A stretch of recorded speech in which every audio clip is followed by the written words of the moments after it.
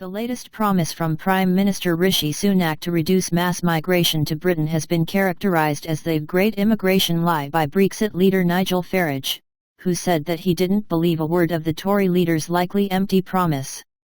Ahead of the upcoming release of latest immigration figures, which are reportedly set to reveal that net migration has hit another grim record, Rishi Sunak has dusted off the old Conservative Party playbook of making yet another promise to the public to finally curb the influx of foreigners to the country. Pledging to finally cut numbers, Sunak said, according to the Times of London, on the topic of legal migration, "Let me be crystal clear, I think the numbers are too high and I'm committed to bringing them down," he said during a trip to Japan.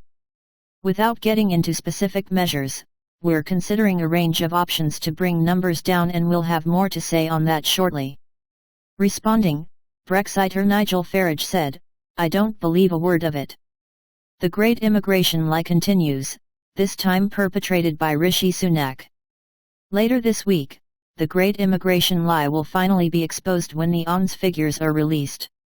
"Successive Tory governments have misled us for over a decade, and it will be plain for all to see," he added.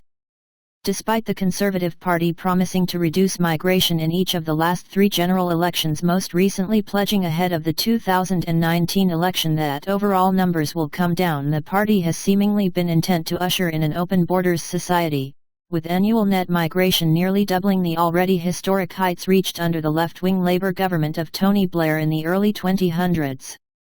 While many attempt to blame the failure of successive Conservative governments to reduce migration on ineptitude and incompetence, former Finance Minister George Osborne admitted in 2017 that mass migration was a feature, not a fault of Tory leadership, and that the party never actually intended on fulfilling its promise to reduce migration to the tens of thousands. This, the Tories promised, would change upon the completion of Brexit.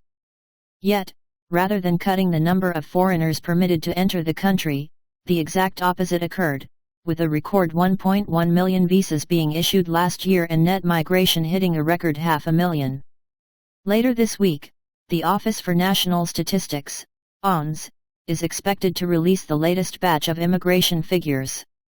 According to media reports, the Home Office is expecting that net migration over the past year could have hit as much as 1 million.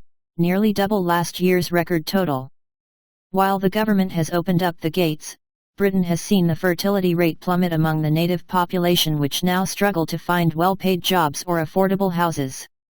In 2020, the fertility rate for native British women in England and Wales fell to its lowest level in recorded history at just 1.5 children per woman, far below the replacement rate of 2.1 children. The confluence of mass migration and precipitously falling birth rates has resulted in major demographic changes in the UK, with the native population making up 87.5% of the country in 2001, compared to just 3/4 in 2021.